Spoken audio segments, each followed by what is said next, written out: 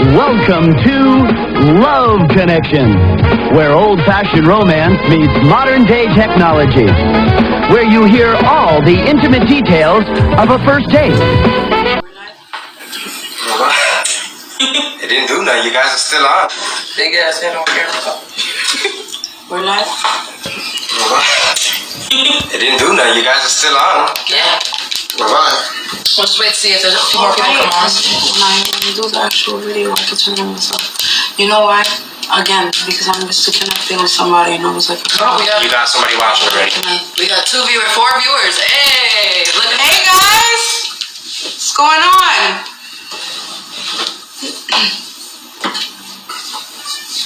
You can see from here to see when they question or comment. Alright, hold on. Not. Start milking the crowd. Let's go. Okay. This our producer is telling us. Crowd. What's up, guys? Just waiting for a few people to join us. We like to have an audience and not just talk to ourselves. Hope you all are doing good today. Who's that? I can see. Welcome.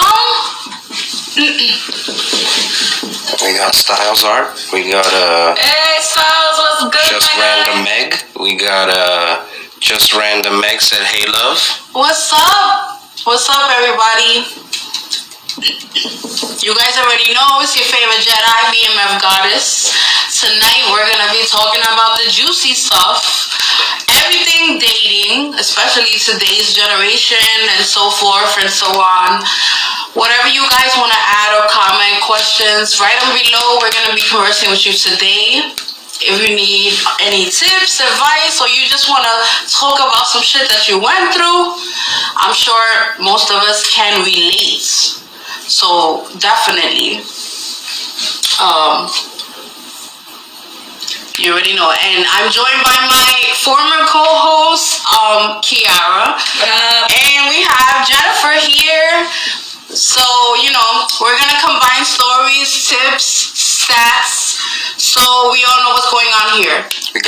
We got Ashes in the building. We got Enrique, 1973 in the building. Hi, Ashes. Hi, Enrique. Thanks for joining. I don't know you guys, but hello. Oh, man, dating. I definitely don't date at the moment. You better not be.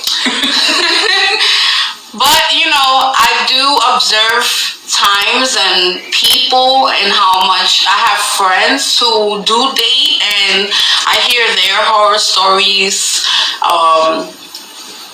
their heartbreaks and everything that they go through as well. So, it's not just for the single person. I'm definitely going to share with you some of my notes and things that I looked up for you guys. It's always good to know these things, especially when it comes to tips, because, we never know if we're doing something wrong by either the things that we do when we date or just our regular self sometimes. The people that we choose. Got you. So, Kiara, what's up? You want to start? Girl, I don't know where we're going to start here. We're going to start with dating stories. We're going to start with... You want to introduce yourself and then just... yeah, that's a thing I could do. Tell them a little bit about how your dating life is. My name is Kiara. As she told you, I go by Kiara Lullaby. And I'm a polyamorous pansexual. My dating history is... What's the word? Horrific? She's honest, is what I love about her. Yes. One of my best friends.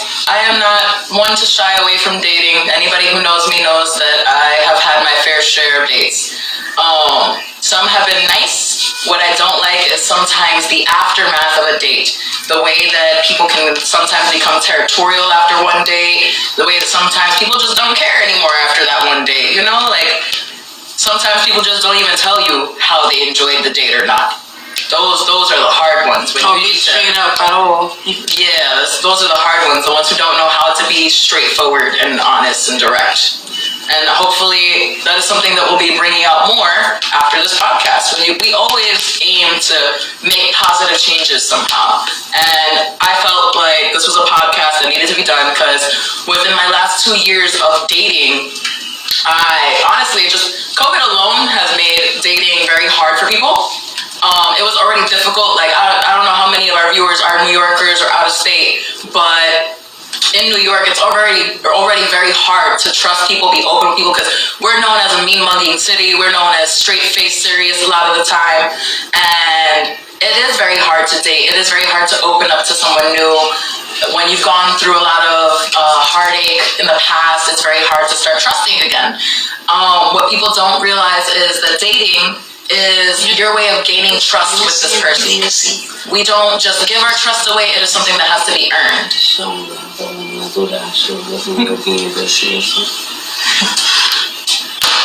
Thank you, Kiara. You're welcome. So I want to introduce Jennifer. She's a first-time co-host. Jennifer, you want to introduce yourself, where you're from, how long you've been here, and, whatever. My name is Jennifer. I'm from Louisiana. I've been in New York for about 6 years. I go by she, her pronouns. I'm a lesbian. You're a lesbian. If I like people this. don't know this, I'm a lesbian. I like women. And I'm transgender. Speak louder, love. Say that again, but just speak a little louder. So let me make sure you. Okay, well, my name is Jennifer. I'm a transgender lesbian, and I've been in New York for 5 years. In case you didn't hear me the first time. Where were you from? I'm from Louisiana. Louisiana. Yes. You were born and raised over there? I stayed there for 14 years, and I moved to Ohio for another 14 years. So I've been around. Oh, nice. Yes. Which one's your favorite place to live? New York. Why? To be honest, it's safer. Safer. That is a first. Right? Who says First of all, most out-of-towners say New York is a great place to visit. But to live, something else. It's expensive. That is definitely a first. It's expensive, but Okay. being transgender. I mean, it also depends what part of New York you're moving to. Right. It's not like every neighborhood. I mean, here, where we from, the heart of the city. When I first came to New York, I lived in Bushwick, and it was safe for me. Being transgender down south is deadly. So just that sentence alone, being transgender down south. Explain a little bit for everybody. The kind of things you will go through. I transitioned out here, so I can't speak on the deadliness of it. But I've read some studies, and a bunch of people I know said they get abused for being transgender. People get killed for changing their identity to be something different. And it's sad, but we're in a world that, have no respect for transgender people. We saw that in our former president. He had no respect for transgender people. The law sometimes President Trump, or ex-President Trump, had respect for transgender people, so it's an up and down battle. And relationships, I never dated. What do you mean by you never dated? I never dated. I was in a relationship with an individual for 3 years, which was my first relationship ever in my life. And when it comes to me and trying to date, always ends up bad for me. So I have no idea how that dating life is, but I know that being with this individual for 3 years was like my pride and joy. And then we broke up. She dumped me and told me she didn't be with me no more. I'm sorry to hear that. Don't know why. I'm still trying to figure it out. There's a million reasons she said that we were breaking up, but I'm still thinking there's some hope in there, but probably not. It's probably over. I'm accepting it, and it's hard. Do you mind if I ask how long ago you guys broke up? On my birthday, last year. on her birthday, actually. Yeah. I remember she told me. Damn. On the birthday, oh. Before, but it's around my birthday. Oh, okay. I was about to be like, on the birthday. That's terrible too. It's right terrible. before your birthday. I'm trying to celebrate. I want to celebrate your life by just letting you free. Right. More excited and then boom, I just lost something Thanks for ruining my totally weekend. important to me. I don't want to celebrate now. Well, we started a triple relationship, the three of us, and I think that's going to be good. She fell in love more with the other person that she did with me, and it became a breakup. Yeah, that's the real tricky part when it comes to a polyamorous relationship. What people really don't understand is that is actually double the headache that a regular relationship is. I know some people will not appreciate me calling a relationship a headache, but let's really be honest here. It's tough to you're do gonna one bump person heads, to everything. You're gonna argue sometimes, and that is what the headache is. The headache is the effort to fight past you bumping heads. Eventually you'll stop doing this and just cross paths. Yeah. And meet at the intersection. Butterfly. It's alright. And I could have avoided it by not introducing this third person, but I didn't know she was going to break up with me. I didn't know she was going to leave me for her. So. It has been, I think this year will make 2 years that I've been out of an official relationship. Ooh. Yeah. I was with a man, one of my not close friends. At first we didn't even like each other. And eventually we grew a mutual respect for each other. We hung out one day, we spoke. We started really bonding. Eventually we got together. When COVID hit, I will admit that I didn't think it was a good time to be dating. I am someone who needs my partner around often, just to balance me out. And when I felt like, we might not be able to see each other anymore, I let him know, listen, I'm not feeling comfortable about our relationship and where it might stand. I might need some time apart just to really process my emotions, process everything that's going on around me. This just wasn't the right time. And while it did hurt him, me and him are still good friends now, by the way. But while it did hurt him, it's something that I felt like I needed to do to kind of salvage and save that friendship that we're going to have, as well as better myself. And that's another thing that does make dating hard. It's knowing that boundary of saving yourself, saving another person, and also when it's time to cross the line in a relationship to try and save your relationship. Like, what do you do when you live with the individual that you broke up with? That's another thing. Fortunate that I have not continued to live with them. I am lucky that I have a mom who does accept me back into the home when I do leave those people.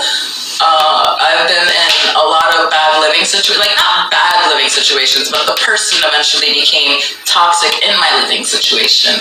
So again, with that being the case, I had to remove myself.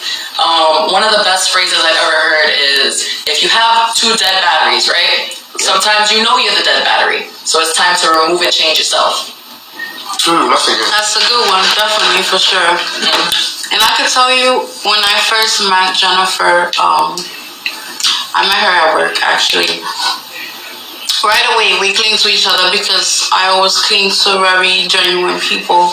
And she was just such a kind-hearted person, and I was like, me and this girl are gonna be besties. And we have been, and I noticed, when she told me her story and everything, just how strong of a person that she is, because she does get side eyes at work a lot. And let me tell you something, if you're my friend, I'm gonna protect you like any of my own. So at work, I definitely don't let nobody fuck with her. But, she gets looks all the time. People have their shit to say and talk behind her back. But she's a very strong woman. To chime in on the friendship, I commend her for that. Just to chime in on BMF Goddess's friendship, what she probably didn't even know, and I just realized, is this year's gonna make 10 years we've been friends. Oh my God. Yeah. Time has flied. I just realized that you met even though it's 18, 19, around there. She's so much like me, especially with her very straightforward bluntness, and she taught me my mind. Sorry. It didn't work, I'm sorry. Alright guys, well, you guys are quiet. We got Wolfie Chef 0804 saying, what's up, bestie? Hello, bestie. What's up, Tim? Hey, everybody who joined us. Thanks for being here. We're talking about the topic of dating today, which is very controversial. So I'm going to start giving you guys basically the biggest problems with dating today, some of them. And maybe you guys agree or have something to say. You can read this to add to that. So, question. Really tiny text. When do you find the right time to pick a dating situation? Someone that you like, someone that you like getting into a relationship with, but you don't want to move too fast. That is definitely something that most people. So, like, just to elaborate, you mean like when you're first meeting someone and you kind of have that vibe with them, how they kind of break through those, break the ice almost. Yeah. There's a question. Honestly, the number one way that I deal with that situation, because I'm a very social person. I tell people I'm not shy. I'm just a bit conservative, and when I meet someone that I have a good vibe with, I just start with a regular conversation. Hey, how are you? What's your name? How old are you? What's your favorite color? Is a really nice icebreaker. What kind of music do you like? Is a very nice icebreaker. Like things that you could find in common with that person. The very minimal things that you could find possibly, or even with music taste. You can have two completely different music tastes. I've seen a lot of people who have been in relationships with someone who does not have the same music taste as them. But I feel like that also gives them a topic of conversation. Well, I like this artist because 1, 2, and 3, and I like this artist because 1, 2, and 3. It feeds more of the conversation. I feel like the longer you can hold a conversation, the more you are able to converse, the better that you will get to know this person, the easier the road will be. Some of the main things that you need in a relationship is communication, is understanding, is active listening. A lot of people tend to talk to just talk. I've been told that I talk just to talk, which, by the way, isn't true. I don't even like the sound of my own voice sometimes. Big Matt just wanted to say dating is very complicated. He wanted to co-sign what you're saying. Yes. And also we got Wolfie Chef 0804 saying, never mind, have I told you how much I tolerate you, goddess? LOL. Tolerate you. And then loves me. you know it's a real friendship when they use the word tolerate. They don't say I love you, I tolerate you. Yes. Then you got Oedipus 22 saying, I agree to Big Matt. Yes, like I said, one of the main reasons that I brought this topic up to Goddess, and thank gosh that she did decide to do this topic. Are you gonna move over? Or come closer again? So, excuse me 1 second. Where was I? I forgot. You were saying that you brought up this topic and oh yes, I brought up this topic because I had recently one of my friends decided to set me up with one of his friends, and my friend knows my dating history. It hasn't been the best. I deal with a lot of jerks. I deal with a lot of, I want to say, chaos when it comes to my dating. And the story is, I went to my friend's house, and he talked to me about this guy. He plays a voice note. I liked his voice. He's not, bad looking. He's not the most attractive man, but he's not bad looking. And my friend's like, would you be willing to meet up with him today? You guys can just do something small. And I was like, at first I was skeptical because I felt like I was looking a hot mess. I wasn't prepared, things like that. But eventually I was just like, sure, if you're gonna set this up for today, then do it. We went to the Starbucks on 161. And I was like, okay, something small, something casual, we can talk. And we got to know each other. And he said that he posted relationship things, he likes to work out, and all these good things. I was like, this was a good date, You feel like you were arriving. Exactly. Now, the next 2 days after that, one of my other homegirls, she hits me up. She wants to take me to the club one day. And the next day, she just needed some emotional support. So I tell him, hey, listen, the first day we had plans. And I told him, hey, listen, one of my friends hit me up and she needs me, blah, blah, blah. And he seemed like he understood. The second time, I told him, he hit me up to hang out. I told him, I was like, I can't hang out today. I have other obligations. The next time that we spoke after this man decides that he has some territorial claim over me, perhaps, where he says that I'm coming up with excuses not to see him, I'm not making myself available, and that if I was really interested, I would be making myself more available. Now, what I didn't like about that mentality is you are trying to say that you are more important than one of my friends who needs me. My friend has been there to put a roof over my head, to make sure that I am warm, to take me away from my stresses, to help me get out and start socializing again, especially after the pandemic. I hadn't been out in 2 years. And you're saying that what this person's doing is less valued than your cup of coffee that you got me. And you heard that sentence. The things that this person is doing to make sure I stay alive at least one more day is less valued than the cup of coffee you got me. That was one point that got me upset. Now, it was also the way that he reacted to my responses, because I tried to be as calm, cool, and collected as possible. Inside, one of my friends told me the best thing. I'm not in the hood is in me. So in my head, I'm thinking the most ratchet things. I want to bark on this man. I want to tell him where he's wrong. Like we do on Facebook all the time, where we come at people who comment. That's what I wanted to do. But I decided this man just met me. I'm not going to show him the negative side of me.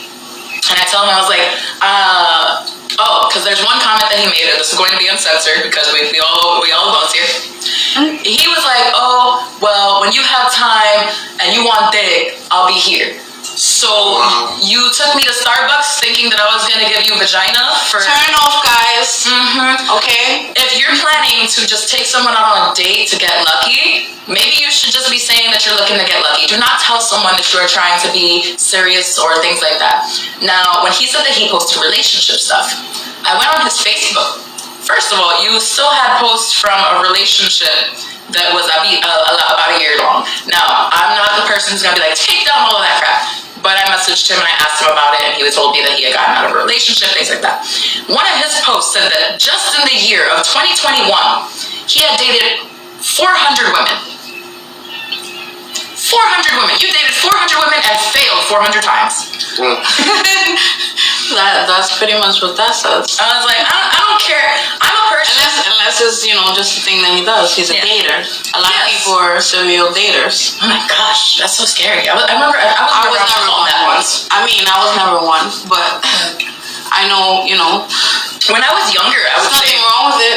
When I was younger, maybe in my teens, I would say I was a serial dater. Like, all my friends would make fun of me and be like, every 2 weeks you got a new boyfriend. Well, every 2 weeks there was one fucking up. Or maybe I'm not even gonna say that. There are some situations where I have also messed up my relationships. I am not one of those who it's all the other person's fault, because that is not fair to the other person. Whether some of my relationships ended in bad terms or not, I try to still be fair. I have had relationships end because I have cheated.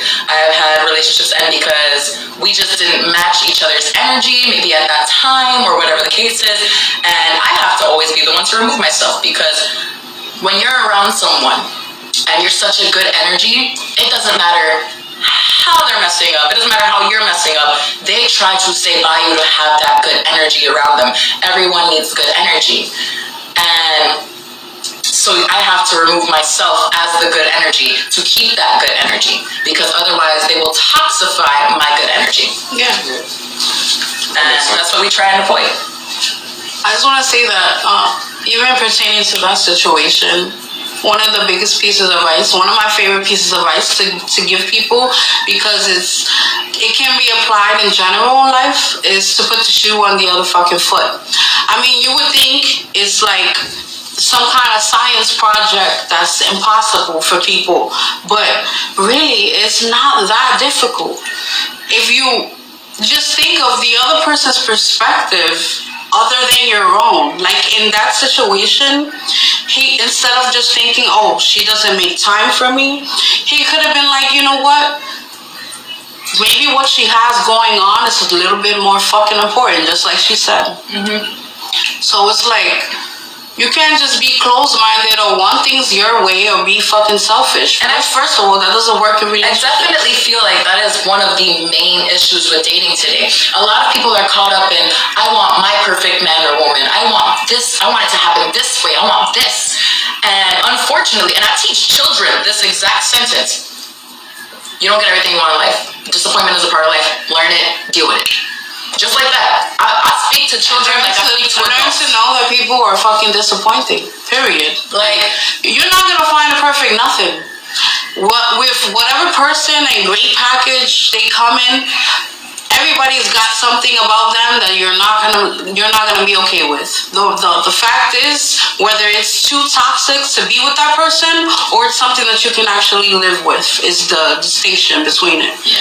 I think one example is my relationship 2 years ago, and I'm gonna be honest, and he knows that we're honest about this. We were honest about it together. Women care about penis size, right?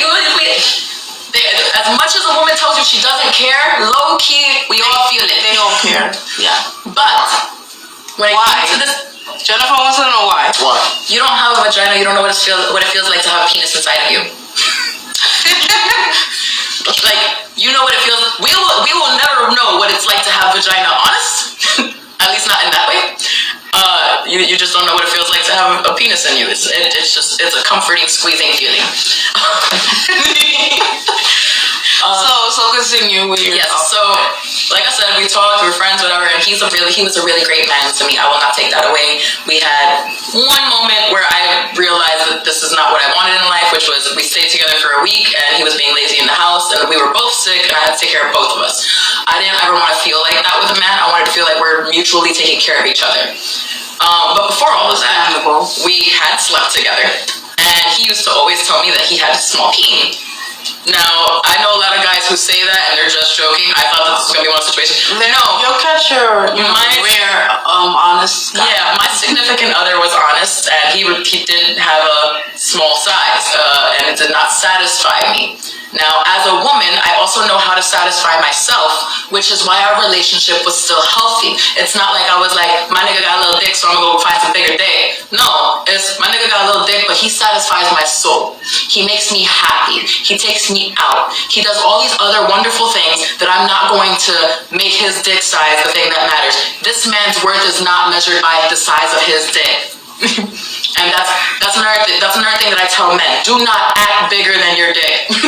Did you cheat on him? I won't lie. Did I? She fucked it up. Did I cheat on him? See, that message would have been perfect. Oedipus says guys love the squeeze. Yes, see? The squeezing. I think that's what he meant to say. This is true. I mean, so I know.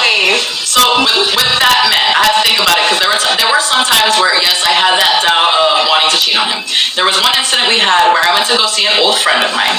Now, I'm very honest with my partners. I have slept with quite a few of my friends because I am a very sexually active person. And as a single person, I can say, fuck this, I'm gonna fuck this person.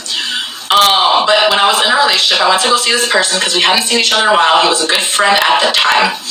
And I told my boyfriend, I was like, I impromptu went to my friend's house, didn't have my charger. Like, I went out not expecting to not go home. And while my phone is dying, I'm telling him, listen, you have nothing to worry about. You can trust me, all these things.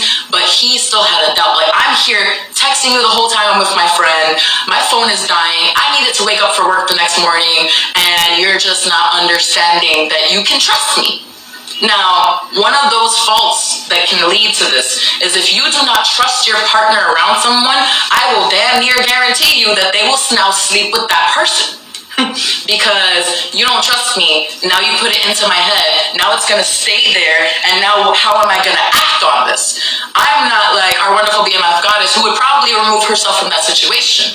I'm not one who has a home to come back to all the time. So when one of my friends is offering their home to me and offering me that freedom from the stress of living with my mother, I'm going to take up on that offer. And I would hope that you as my partner, understanding the stresses that I go through in my daily life, will just hopefully trust me in this situation. And with your trust, giving me strength to fight off the temptation. It's hard to trust people. I know that, especially when you've been done dirty. Like, I know his past and I know his history and I know that this man was done dirty. So I understood where his insecurity was coming from. But you should not get into a relationship with someone that you feel you cannot trust. Because that's always going to stay in the back of your head and it's going to fuck with your mind. I can't trust this person when they go. That's where you get those toxic couples who always want to be like, oh, I love them, but you guys are next to each other all the time to the point where one of y'all stopped working in this relationship. One of y'all stopped your funds because now I got to be around you all the time to make sure that you're okay and you're secure. Right. And that's toxicity. You should be, all right, I should be able to let you go to work without worrying you got a work wife or husband. I should be able to let you go with your friends and not worry that you're going to get so intoxicated and make out with somebody at the bar. I should be able to do these things because you instilled that trust in me. Right. Do not gain someone's trust if you are planning to betray it. Mm-hmm. Yeah. Absolutely. Right, so then let's get to our 9 problems and then we can touch more on it as it goes along. Well, right, it was 9 problems. I just said, I didn't give a number. I read it earlier. The number one thing is we don't know how to define dating. And that specifically goes to most people because out of our observation, I see that people definitely operate along these lines. So if you ask random people on the street what dating means, I bet that you'll get some different answers. Going out, being together, being with someone, seeing each other, hubby, wifey status, just friends, wink, wink, friends with benefits, and it goes on and on. Mm-hmm. Over the years, the friends with benefits is not considered dating? Some people consider, yeah. No, you don't. I don't think it does. Absolutely not. I don't believe friends with benefits is like you're in the title itself. Friends. You are friends who, like I said, I have friends that I have slept with. I do not consider them dating material. I literally designated these people for sex so I can go look for dating material. I know what I'm not looking for. I have examples of what I'm not looking for, but it keeps me like distracted. Right. So that's the only thing I disagreed with there. I'm sorry. No, yeah. What it's saying is what people think. Yeah. There are some people, and I've known them, who think we're dating because we fuck. Yeah, like the exclusive friends with benefits. Now, the Wikipedia definition of dating is a form of human courtship consisting of social activities done by two persons with the aim of each assessing the other's suitability as a spouse. That I agree with. No disrespect. It's what society. Yeah. We've been raised to believe what actual dating is, even though I just no disrespect to the thruples out there who are, but I honestly believe that it is easier with just two people. If you can make the thruple thing work for you, I'm happy for you. I am ecstatic because I at one point wanted that too. I was like, I want a man and a woman, but I don't want them to touch. But nobody respects that part. I definitely it's always been a dream of mine as a bisexual. But it's not everybody's capable of doing it. That's all. I've been in it. And it was very satisfying, but it's definitely difficult. It's definitely difficult to navigate, three people and your different personalities, especially if your partner's feelings do not get along. That's the hardest part. It's not about finding the people who get along with you. Yeah, it's about finding two people who get along. Will have to be in sync, and it's not easy to have.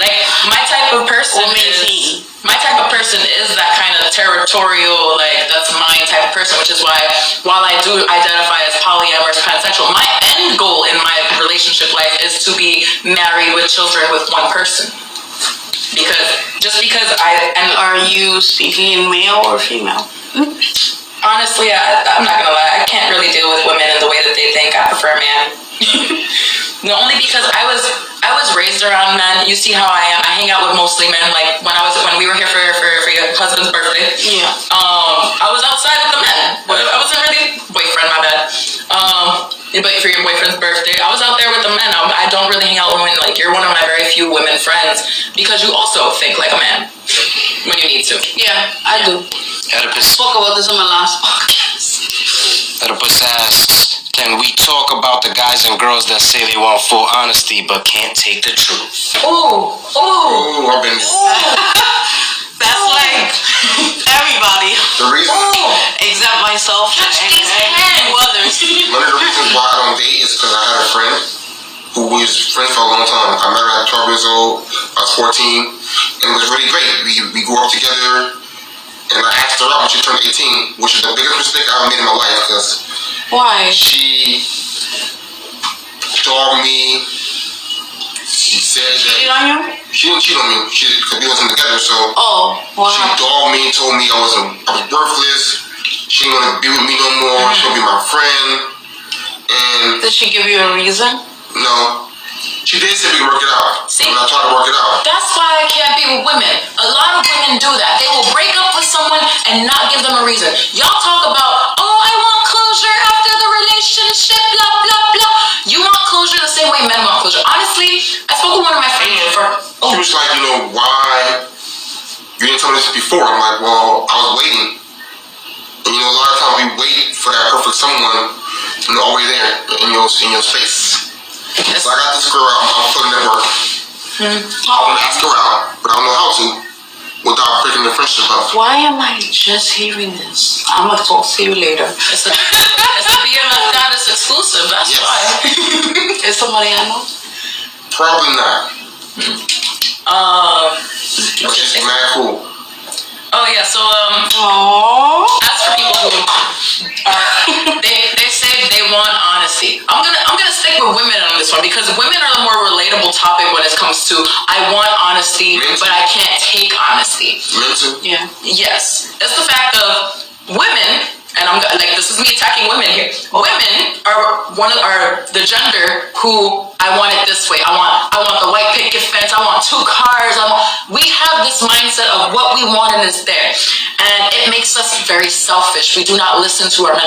Actually, one of my friends the other day, she said if she got pregnant by the man she's with now, that she feels that the mistake she made with her daughter's father was she did not take his opinions into consideration. She feels like she kind of pushed it on him, and she feels now that wasn't fair to him. And that's a great aspect. That's a great mindset to have. The fact of you learned to listen to your man. One of my friends, I was talking to him before the show, and what I appreciate about him is he is also a very blunt, honest individual. Like I met him around where I live, and the people around there, it's like it's an honest fest. We all know how to take it. We all know how to deal it out. Right. When I've dealt with people who can't take honesty, usually the signs of that is they're arguing with you, they're negating everything that you're saying. It's oh no but, oh no but, oh no but. And those are turnoffs. I don't want to hear no. I don't want to hear just no. I want to hear no because. And that's what also gives the closure. It's the fact of if you go to ask someone out and they be like, oh, I don't like you like that. Well, why don't you like me like that? Maybe I could work on it. You know, not for you, but at least advise me for the next person. Help me become better. Do not just leave me in the clueless about what went wrong. You know, and like I said, women are usually the number one to be like, I don't know whether it's you guys have a fear of how people are going to react to it, because I definitely go through that too. If you have a fear of how you're going to say it, you know, anything can go wrong, but that goes with every situation in life. Every situation in life has a positive and a negative outcome. For example, the breakup. You will initiate the breakup. That will create positivity in your life, but it will also be negative to the other person. Everything has a give and take.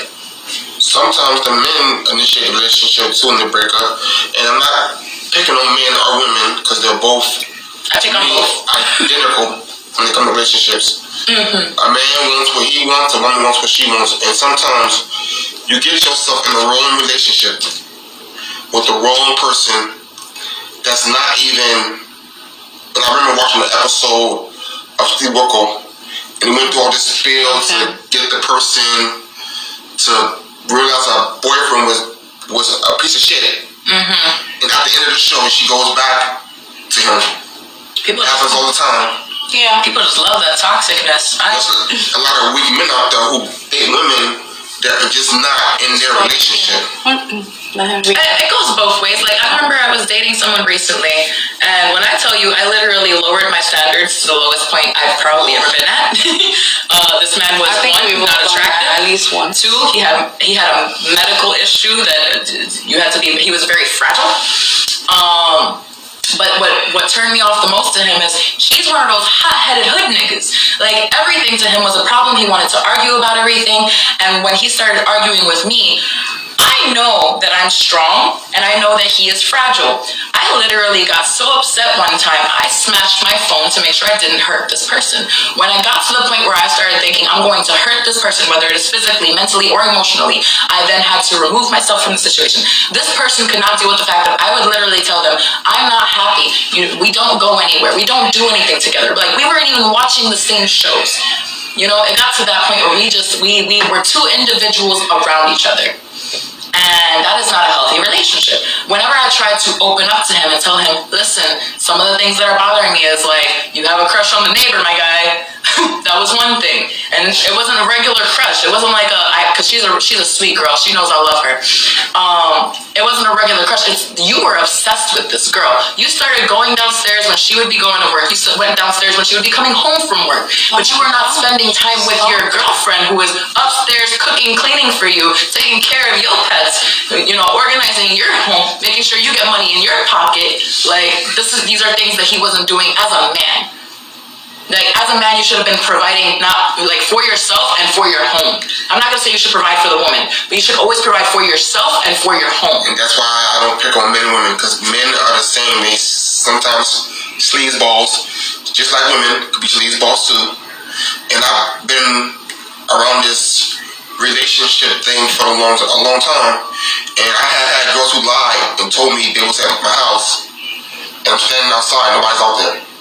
Crazy. I've been there. I got physically abused for asking a female out when I was young.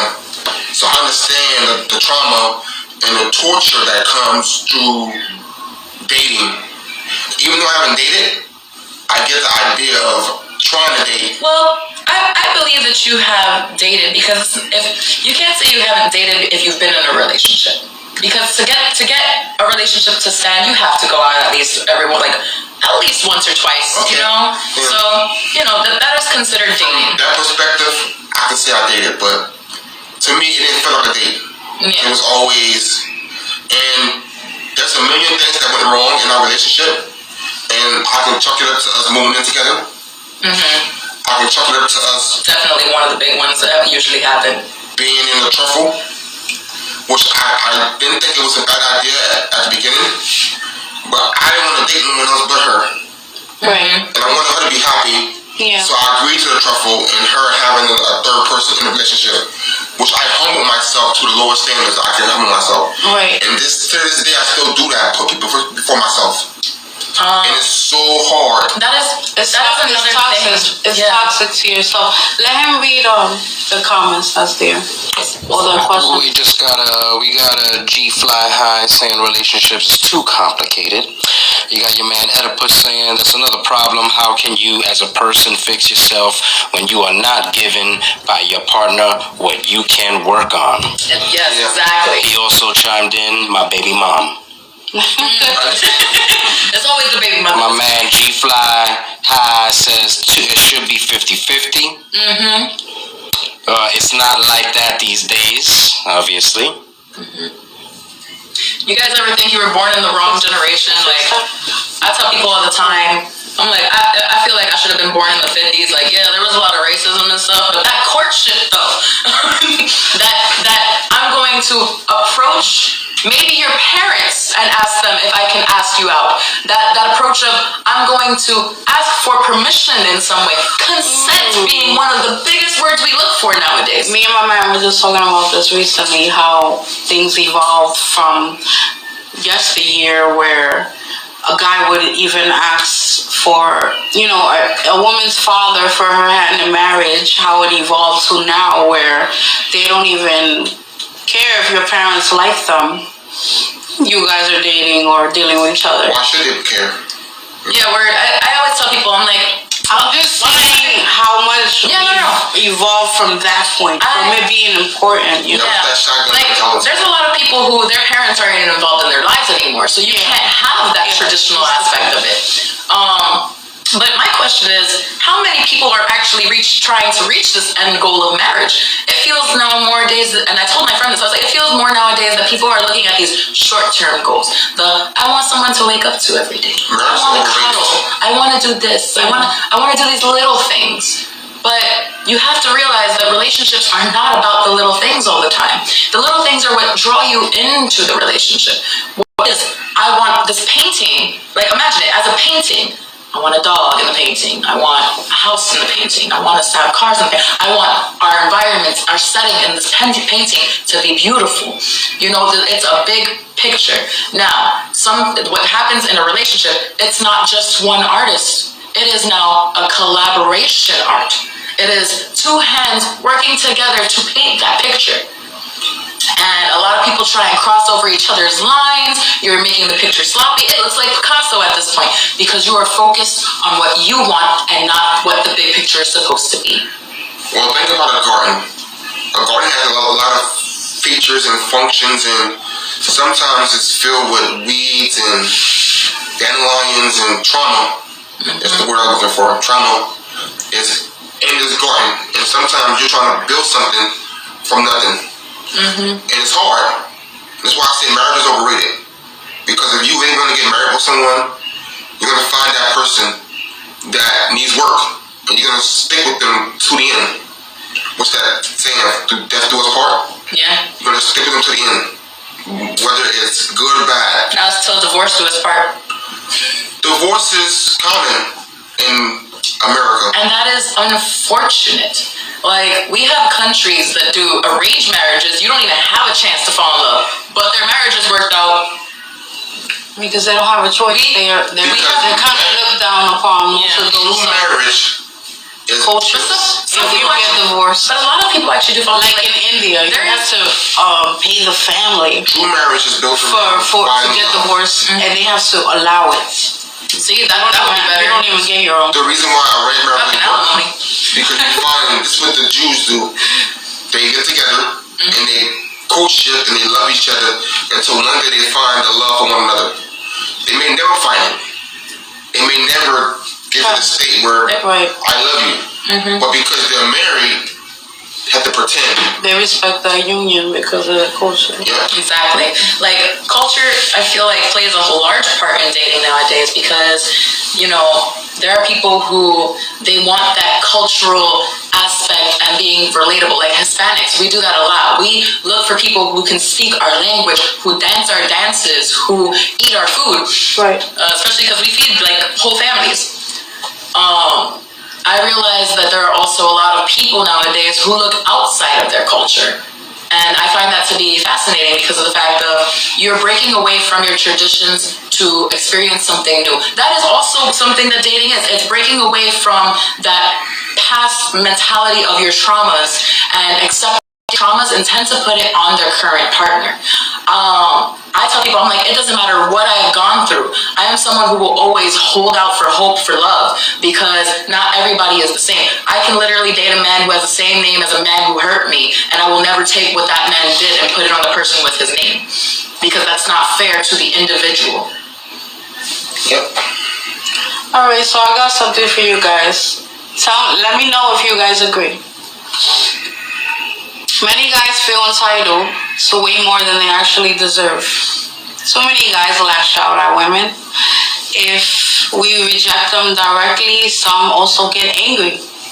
Or if we ghost them, if we don't sleep with them fast enough, or we don't text them, and God forbid if a woman is overweight or otherwise don't meet their physical expectations of perfection, it'll result in us being unceremoniously dumped. Plus, way too many guys feel like buying dinner basically entitles them to sex. With all the expectations they plop on women, it's obvious why some of us may have just gotten fed up with them. I'm going to refer to a poll that I conducted on Instagram. A poll? And I asked people, to share their stories or dating faux pas, if you may. One young lady said, I got tired of being hurt by men, so now I just use them for my needs, sex, money, and company. That is exactly what I know. And she continued to say that she's dating 6 guys at the moment who don't know about each other. I'm not gonna lie. I used to be the girl who would be like, yeah, I'm dating like 3 other guys besides you, but depending on who it was. But you told them. Yeah, I used to be that girl. Now what happened was, looking for something more serious, I can't tell guys that. I can't be honest about who I am when I am single and dating because of the fact that men are very territorial creatures. You tell them someone else, even if they're not. Yeah, you tell them someone else is there. Yeah. If you tell them someone else is there, they give up. they don't try and fight for you anymore. And that's exactly why I used to tell them that. I want to see if you're going to fight more than these other people are fighting for me. I want you to see that if you fuck up, there's always going to be someone else there. I know I'm pretty. I know I'm smart. I know I'm talented. I can cook. I can clean. I'm one of the main, I know my self-worth. And that's what most men can't deal with, is a woman who knows her self-worth.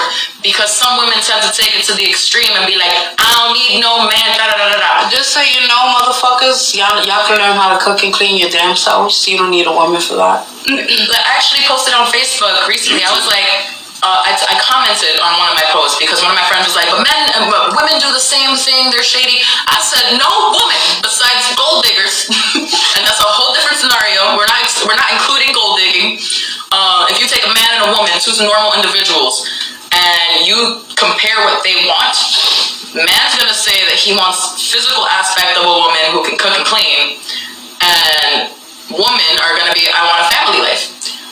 Men go, what do you have to offer besides cooking? Men who know how to cook and clean, like Hispanic men who were raised right, they will look at women and be like, well, what do you have to offer besides vagina? The same way we're like that. What y'all not understanding is we have uteruses, and when you implant your seed into us, we are creating your legacy. And aside from that, we are literally risking our lives, whether it's during regular childbirth or a C-section, risking the chance of bleeding out and dying for your legacy. That is what we have to offer. Sacrifice. Something that most men do not do nowadays is sacrifice. You guys do not give up your time unless it's like you want what you want. You guys don't you guys do not sacrifice time. You guys do not sacrifice. You guys don't sacrifice emotion. A lot of men, they stay closed in. Like, I have to say that I appreciate my friend. He really opened up to me today about his breakup with his girl, and I've not heard a man talk about love so deeply in years. In years, I haven't heard a man talk about loving a woman to the point where her kiss felt like she was melting his bones, and all he read me one of the love letters that he wrote, after they broke up, that he was going to give to her, and I wish somebody felt that way about me, where a simple touch just takes away all your problems. Hearing I love you leaves you breathless and speechless, and fills you with an emotion that you cannot explain. It feels like it's going to explode out of you. That is what love is supposed to be. And you know how he got that in his relationship? They worked through all the trials and tribulations that they started with together, and I have to build away from that. I'm sorry, I have to disagree, because that's the problem with today and all the time, is that people expect love to be supposed to be this way. There's no supposed to be. When you know, you fucking know, okay? If this person's meant to be in your life, you'll know that. I mean, really? I don't feel like there should be any structure to how love's supposed to be. No, there definitely is mushy or not. Yeah, no, there's definitely structure to it. And my boyfriend are not like that, and I very much love him and the dynamic. You're not mushy with the text messages that he's sending you, and then you post them like you're proud. You guys take pictures together and go out on dates together. I see all the mushy. That's why I appreciate yours and his relationship so much. I definitely said you guys are a cute couple, so you cannot say there's none of mushy. I didn't say we don't have romantic moments. You guys are. It's not extra. You guys I don't feel like are publicized. There shouldn't be any paragraph on this is how love should be. Yeah. Period. That's what I'm saying. Everyone is different. I'm not saying. And that's the problem with the unreal expectations, especially with women. First of all, let things flow before you even put it on, where's this going and whatever. Nobody wants to hear that. Over the years, and I'm not saying that I've never been this woman in the past, or, growing up, the girl that thinks this is supposed to be this way. I've learned, and definitely one time somebody told me, in my 20s, you're not supposed to be giving 100 to anybody. It's supposed to be 50 and 50, not 100 and whatever that person wants to give. You never give 100. It's supposed to be halfway. You half-ass your relationship? It's not half-assing. The 100% is supposed to come from each person. 50 and 50. It's not 100 and 100. That makes sense. You keep it 100 together. I mean, I understand where you're going from that, but That's what I mean. when it comes to the I definitely don't have to have in a nothing. I'm just relationship, saying it's supposed to be. yeah, when it comes to the effort that goes towards a relationship, I believe that you give 100% of your effort towards your relationship. Now, whether you're getting that back or not, that's on the other person. And again, that goes back to me saying that you remove yourself if there's a dead battery. But I'm not going to sit here and say that you shouldn't have all those mushy moments. I'm not going to sit here and... I'm not saying no. I'm not what saying I'm saying is it's different for everybody. So don't go into something expecting, oh, this is how it should be. Love is because defined. this is how I want it to be. Or what I expect. I'm not saying that's what it was. Like, no, I know. They worked to that step of being mushy. Specific. Okay. For the people watching, I'm just trying to understand. Because, other people will take it as, oh, well, love should be mushy. That doesn't mean that. Because there's plenty of people who practice love or whatever it may be in different ways. You know what I'm saying? Yeah, there are some people who are tough love. Like if you see them, they're okay with that. Like if you see them superficially, like just on the outside, because no one's ever gonna know what goes on in your relationship. No one should know what goes on in your relationship. I'm definitely a firm believer of if I'm going through something with my man, I don't tell my friends. Me and my man should be the one handling it because we're the ones who have to go through it together. Right. Like I said, the way it Also, gets to people that. give biased opinions. Yeah, for advice. But when I'm going through that situation at that moment, I should not be going to anybody but the person causing the issue. And you work it out with them. I agree with you. Like I said, that mushy feeling of love that we all aim for, because that is what we see as love. We see it as that mushy, coupley stuff. All the stuff that we don't get to see behind the scenes is the part that doesn't give the mushy stuff. Like I'm pretty sure that you and Chris go through your moments where you guys can't stand each other too. This is what I tell people on social media, because a lot of people like to do the hashtag relationship goals, and I told someone once, the only relationship goal. No relationship is perfect. I go through much. We go through our shit the way anybody else goes. So never say relationship goals, because the goal is for you to be happy, not to I want to be like them. Because nobody is perfect. Because not just one person's happiness. That's another thing. Everybody always focuses on their own happiness. As a relationship, you focus on everybody who's involved in the relationship's happiness and comfort and respect. I disagree. Why? I think you focus on your own relationship, your own happiness.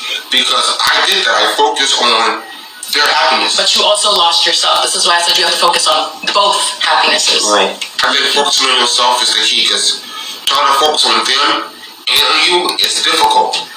Giving that 100% could be draining. Honestly, like I said, as a polyamorous person, I have a lot of love to give, and I can love many people. I know. If you genuinely love someone, they're on your mind, and you're going to always consider them. And I agree with that, but focus on you. But that's advice that you can give to In other words, put yourself first. And put yourself first. That's advice that you can give when to you give too much, when you give too much to somebody else, I as a single person, first of all, they don't always want it all the time. Especially when they're not giving as much as you give. And that's the thing. If they're not giving it to you, then go ahead and be as much of an asshole as you want at that point. I'm not gonna but if you have a relationship that is working, and that is what I'm trying to focus on here. I'm trying to focus on how to make a relationship work. I don't want to focus on the negatives. I don't want to focus on what might fail, because that's another problem we all have. We go into this and we're thinking, oh, well, what if it doesn't work? What if we get divorced? What if we do this? I don't want to think about the negative. I don't even want to hear something negative come out of my significant other's mouth, because you are toxifying the environment. You're going to either think positive, we're going to get through this positively, or you can just get out of my life with your negative attitude. That is how I see it. I am a single person. Everybody always tells me, oh, you don't need a relationship to be happy. Yeah, I've been single 2 years. And before that, I was single for like 4 or 5 years. I know what it is to be self-love, self-care, and everything self. It's the fact that I now want to share that with another person.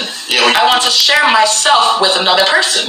And you can do that when you put yourself first. You understand the idea of how your relationship should be, because you know what you're looking for. But that goes back to the aspect what we were talking about. Going into a relationship with the idea of, I want this, I want that. And if you continue that mentality... That's why dating is crucial. Yes. If you continue with that mentality of, I want this and want that, you're not going to learn how to compromise when it's time to compromise. And if you can't compromise with your partner, your relationship isn't going to last. I tell people a lot of the mistakes that they make is when they move in with someone the first year they get together. I'm sorry, y'all stupid. You don't even know how this person person brushes their teeth. You don't know if they clogged the drain. You don't, like, there's so many things about living with someone that can drive you insane. Leaving socks on the floor, there was someone who used to get mad at me because I wouldn't make the bed in the morning. I would be like, well, we're gonna mess it up when we get back from work anyways. And then I'd make it before we go to bed. But you gotta compromise. It can be personal. Yeah, the compromise is if you want, I tell everybody, I'm like, if something bothers you, I tell people, if something bothers you, then you need to be the one to handle it. It's like with the dishes. I tell my mom, I'm like, if it bothers you, you'll be the one to wash it. If it bothers me first, I'll be the one to wash it. When it comes to the trivial things, there should be simple ways to solve it. That is what communication is for. This is our simple way of solving it. I have been in a relationship where we're sitting at a table just like this, and we will sit across from each other, and we will actually talk out our problems and be okay at the end of the day. It's about the effort that you put in. That's why, communication. That's why earlier I was disagreeing with That's why earlier I was disagreeing with BMF Goddess because she was saying it's 50-50. I understand what she means by that. It's the fact of the relationship as a whole is brought by both of your efforts. Yeah. So that's what there shouldn't be more percent on the side. I believe that with your relationship, the effort you put into your relationship should always be your best foot forward. It should always be, I'm gonna give my 50% is my best foot forward. But you know, you need to find the other 50%. It always goes by 100%, which is, you know, when you're by yourself, it's 100%. When you have somebody else, you put that 100 together. I'm different. I'm always whatever you want to say, the 200, 100, and 100. I definitely don't have to ask anything. Never in my life. I'm not trying to say that you do. So whatever number you want to put on, I just mean half and half. Like, you shouldn't be doing more than the other person. It's two individuals. And I'm not talking material shit. It's two individuals. Now, as an individual person, you should be at 100% with yourself. If you feel like you're still trying to find yourself, you're missing pieces. If you feel like you're at 50-75%, then do not get into a relationship. You don't know what the fuck you're doing.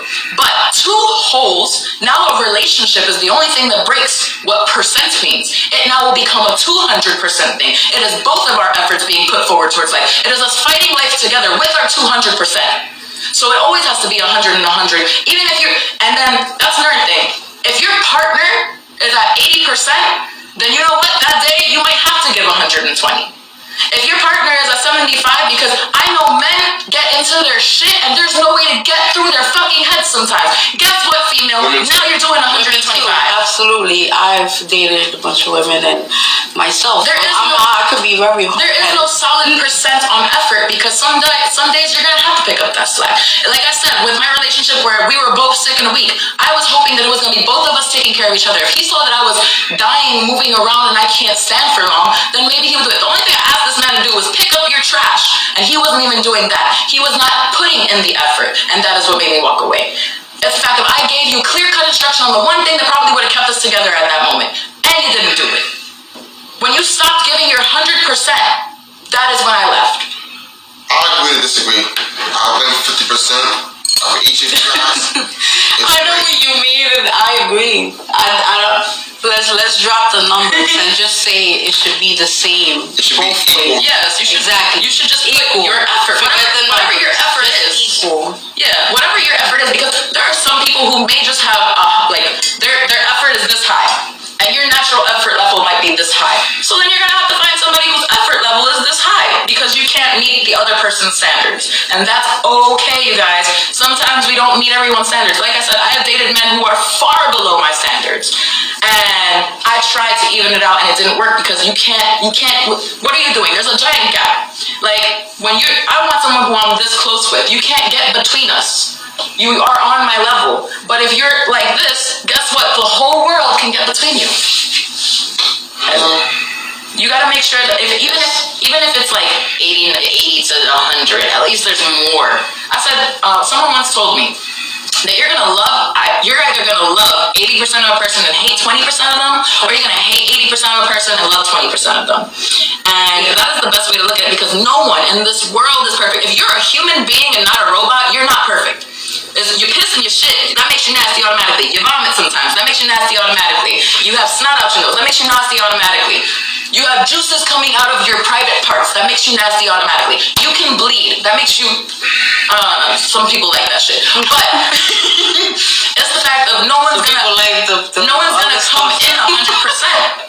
You're always always missing something. That part of you that you feel lonely, that is you missing something. That is you missing a part of yourself. Like me, I always said I wanted a family life. Maybe the part of me that is missing is just a child in my life. But I can't have a child until I find someone who is going to take that commitment, that effort, that struggle with me, who is going to be my partner in parenthood. That's why I have no children. If you want a child, just get a child. Just go to the place and get Adoption is too tricky. adoption, or you can get the Adoption has a lot. treatments or Adoption process can take 2-3 years. I am not someone who has my own place. I'm not financially stable at this moment, and I don't have a partner who can meet those standards to help me get a child. Exactly. Adoption is not easy, and I hate when people throw that out as an option, because if you knew how hard it was to, first of all, everybody out here popping out babies, but not everybody is responsible enough to take care of them. I wasn't suggesting adoption. I was suggesting you go to the sperm bank and get some sperm and That you have money for that? Because I don't have money for that, honey. That's thousands of dollars. Go ahead, you can read what comments. We got G-Fly High. The woman is under the home, so the man needs to provide as much as men can. I like I that. disagree with that. I don't think it should be just the man trying to provide. Women can provide too. Women can work. It could definitely be a 50-50 thing. And it can be a 50-50 thing, definitely. What about women who have children? Still. Like, what if you got into a relationship with It's a woman fine who if has a you child? both are okay with you being a housewife, but Yeah. I'm definitely And more on the end of that's another thing. please have your That's own like- thing going on, because marriages, honestly, let's be honest, they don't last forever all the time, and you need a backup, bitch. You sound so pessimistic.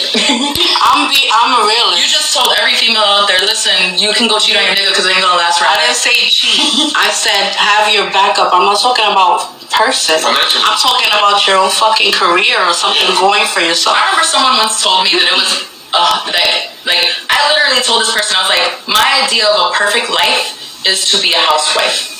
That was once my idea of a perfect life. Everybody. And do you want to know And how that some person... people have great lives that way. Do you There's know- nothing wrong with that. Do you know how that person responded to me? What? They said, that's terrible.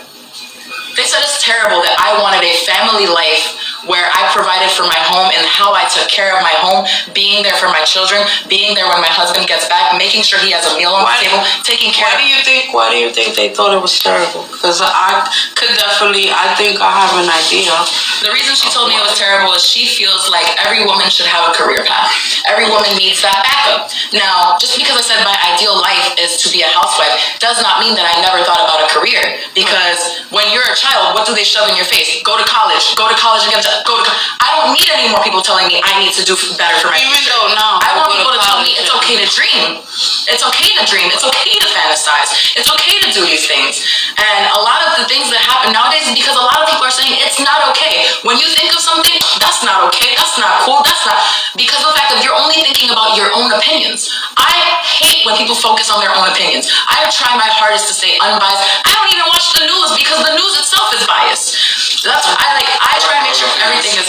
Like, if you told me you was gonna be like, you wanted to be a co-caller, I would have been like, listen, you're bugging. But I wanted to be a you just said that, and I'm like, that's perfectly fine. If that's what you I wanted to be a stripper at one point. You know. And that's another thing. I said that anybody who knows me knows I have a little OnlyFans page, but I had stopped doing it because the fact of men told me that men do not take women seriously when they just show off their bodies whenever they want. And I still wanted to hold on to the idea of I will meet a man one day. But There are plenty of men who date women who are strippers, and that's the whole thing. I'm hoping sell themselves or whatever the fuck they do, and are perfectly fine. It takes a strong man. It takes a very strong, assertive man. It's But very rare to they're find out there. strong men. It is very rare to find people who can deal with that, who can take pride in their woman like their woman takes pride in themselves. You know, not a lot of men can deal with a woman's pride in herself. They see it as she is conceited or self-centered, or she must think that she's queen of the world and it revolves around her. No, we just really proud of what we do with ourselves. We you know, the same way you guys are proud when, oh, I did this hard day at work, I'm about to go play a video game, oh, I number one the battle royale, like, that same pride that y'all have that we don't understand, we have pride that you're just not gonna understand. Okay. There's a term called breezing. It's a simple dating trend that focuses on not caring. No, really, like, It's about being carefree, confident within yourself, and not worrying too much about what you're supposed to be doing. The person is thinking. That sounds like me. Instead of trying to anticipate what the other person wants, go about your day. Meet your own needs. This approach is not selfish. It's empowered. And to potential matches, it's refreshing because to landscape that is oversaturated with over-trying and insincerity, be the flame and the moth will come, which is what I was speaking to earlier about women just, going in and we had 3 dates and where is this going? Like, calm the fuck down. I mean, how close together were those 3 dates? Because some people go on dates, like there are some really hardworking people who have to go out your date might just be a month after. You might have been talking for that whole month. There's no time limit on when to get together, when not to get together. I know people who have moved in with just 8 months of dating each other, and I looked at them like they were crazy. Like, what? Only 8 months? Like, y'all haven't even been together the whole year, but it made them happy. Who am I to tell you what makes you happy? Like, you're gonna stay happy for as long as you're gonna stay happy. If that's what works for you, if you feel like you can work well with this person, communicate with this person, who am I to tell you, nah, fuck that shit? Yeah. What? You gotta let go of your fantasies. Like, we all have our things that we definitely want in a person. Like, let go of your sexual fantasies. I'm definitely someone who searches for what's up here. Mm-hmm. If you can't hold a conversation with me that's not sexual up front, I'm not gonna talk to you. That was definitely one of the things my boyfriend got me with, was his ability to speak to me and take my mind into a place that it's really hard to hold a conversation with anyone these days. It's almost like people forgot to talk. Let go of creating fantasies about, your dates or whoever you meet can only lead to disappointment. Not only will a person not live up to, your fantasy of an ideal date, he or she will never exactly match up to your fantasy. I'm gonna say one thing right now. If you go on a date and you don't have awkward moments, you didn't go on a real date. You went on a stage moment. You went on talk show TV where it's staged and you faked it. You went on The Bachelorette. That's what you did. There's nothing if you are human, there's error. What if you decided to take a drink and then it dripped down your face? That's not a perfect part of a date. What if you drink some soda and burp? That's not ideal for a lady to do. If you go in on a date expecting it to be all fine and dandy, all lovely, cupcakes and rainbows, honey, I'm sorry. Let's go back to where I teach kids. Life has disappointment. Deal with it.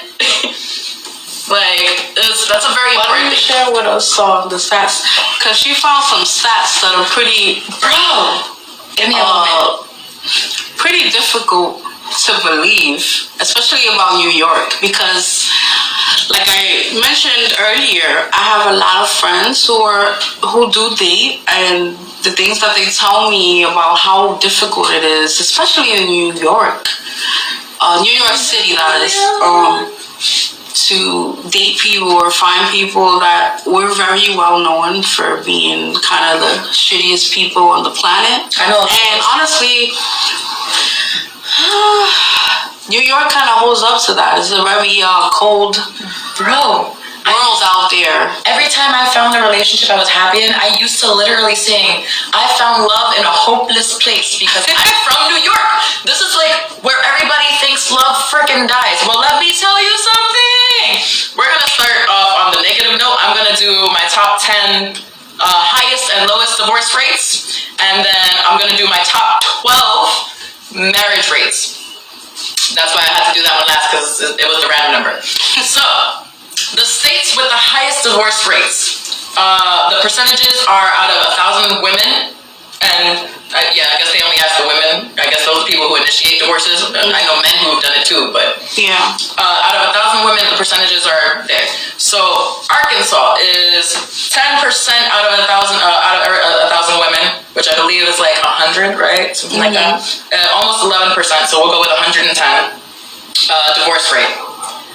Oklahoma, 10.5%. in divorce rate. Nevada, 10.2 in divorce rate. New Mexico, 10.2 in divorce rate. Mexico. Number 5, Kentucky. Number 6, Wyoming. These are all in the 10% range. Delaware at 9.4 and number 7. Utah, number 8 at 9.4. Kansas, number 9 at 9.2. Alabama and Missouri tied for number 10 at 9.1. You notice the pattern there, you guys? It's a lot of the country, a lot of the South, where you have not a lot to keep you and your loved one entertained. A lot of the trailers. You gotta actually know how to deal with your partner because there's not a lot to do out there. So that's why a lot of people go into it thinking marriage is gonna be all fine and dandy, so you actually gotta deal with the person. Lowest divorce rates, because now we're transitioning into the happier moments here. Maine at 4.8 divorce rate is our top lowest. The District of Columbia, 4.8, number 2. South Dakota, 6% at number 3. Pennsylvania at 6.1. New York, number 5 on the lowest divorce rates out of our 50 states, bro. Number 5, we found love in a hopeless place because we have the lowest of divorce rates. That's probably because I never got divorced. That's probably because you never got divorced. I mean, it's pretty well known the BMF goddess is not a marriagey person. Yeah. We touched this topic. It's definitely that doesn't have to be your end game. Go with the flow. Yeah, I'm not saying that everybody's end game is marriage. Some people really just want to date forever. That's perfectly fine. Go and be a serial dater. Just don't hurt people in the process of your serial dating. Don't date someone you know that they're. So many people are just fucking fabulous, and then they get married and everything goes to shit. Yeah, I'm waiting till I get married to get fat. Number 6, Illinois at 6.2. Jersey at 6.3. Ha, Jersey, we're just a little better than you. Iowa at 6.3. Wisconsin at 6.4. And Massachusetts also at 6.4. Now the marriage rates, the highest marriage rate goes to Nevada. I don't know what's getting married. Oh, like Vegas. That makes sense. Yeah, Vegas. Vegas is everybody goes elope there and exactly see the divorce. All right, I was like, I don't know what's in Nevada. Vegas is in Nevada. There we go. Everybody gets married in Vegas. My dad went to go get married in Vegas. I wonder what's the divorce rate in Vegas? Do they actually get divorced over there, or do they go back? No, they just get married and they go back home and do it. Yeah. Hawaii, destination weddings. Oh my God, that's on number 2 list at 14% to visit. Oh, maybe they'll get married in Hawaii. Wouldn't that be uncanny? Arkansas, 8.4 marriage. Utah at 8.1. Montana, 7.9. District of Columbia, 7.8. Vermont, 7.7. Tennessee, 7.5. Idaho, 7.4. That was the top 10. These last 2 is just because you'll see. Colorado, 7.3. And then New York, number 12 out of 50 states at the highest marriage rates. A lot of people like to talk shit about New York. That's why I had to take the pride and be like, I'm amazed that we did something right, you guys. We get married and we don't get divorced. This is not a place where we should be able to do those things, but I really do give it to the fact that we are hard asses. We are hard to deal with. Yes, it's a very hard place to be, but this is the perfect testing grounds for marriage, because high rent, you gotta do it together. Light bill, you gotta do it together. Food, you gotta do it together. Gas in the car, you gotta do it together. Insurance payments, you gotta do it together. This is the perfect training ground for marriage, and then let's go to the South where we cannot be distracted by anything. And hopefully not get divorced in the highest rated divorce rates. You have any closing words, Jen? I do. I agree, with the stats. New York has a lower rate of divorce in marriage. Mm-hmm. But again, it's great because now we know that marriage is possible when you find love in a hopeless place. It's possible. Yeah. And New York has that possibility. That song was made for New York, you guys. The concrete jungle. Restored my hope and love again. I have to say this before we end. Yes, audience member. You got a question? She's up. For the life of me, and I will never understand this, people, physicalities, they will fade. Bro, Seriously, they will. Just large because breasts someone and I isn't think about how 6 feet tall or size 0 doesn't mean that they should be excluded from the dating world. By constantly chasing, your version of, or they're just so fine, or just completely in a fucking cloud because you're attracted to them physically. We forget that life isn't a magazine. Dating, it makes you feel like you're never perfect enough to be someone's significant other, and frankly, it just ruins the way things go down. And really, you should be searching for your soul's mate, not your fucking eyes mate. And that's how I like that. you guys need to take that into consideration. Yes. Kiara, you want to finish this off? You guys are... I mean, I feel like we've come. Thank you for joining us today. You guys have been awesome. Oh, audience member still has a question. Well, I was going to ask because we threw a lot of stats, and we threw a lot of what may I was just curious, is there any from any of you guys any funny dating stories? Like, do you guys have a dating story? Oh, for sure. I just said, let's have one fun bit. Or funny note. What would you guys say if you look back? What was the thing you look back and it just makes you? And I remember the funniest dating experience you ever had. I remember them off the top of my head because I was never a dater. I was always in long-term relationships, but funny. Remember funny. One blind date, the one and only blind date I had, I basically was catfish. I met the guy and he had ears like Martin. I mean, I think they were way bigger than Martin's ears, but he was nothing like the picture. And I'm not a rude person, and I'm definitely a person who wants to get to know you on the inside. So I continued the date, but that was pretty funny because if you would have seen him walking down the block, you would have been like, hell no, I'm out of here. I also went on a date where a guy would just he drank the whole night a little too much, and we went to a movie and the guy fell asleep and he started snoring. It was kind of embarrassing more than funny, but I'm the type of person that I'll laugh at you She laughed at him and move away, which is what I did. And I sat by myself, but it was pretty funny. As messed up as this is gonna be, I went out I was doing the online. I've done almost every form of dating, you guys. I've done online dating. I have done the face-to-face setups, almost every form of dating. And the online date that I went on, the guy warned me that he was short.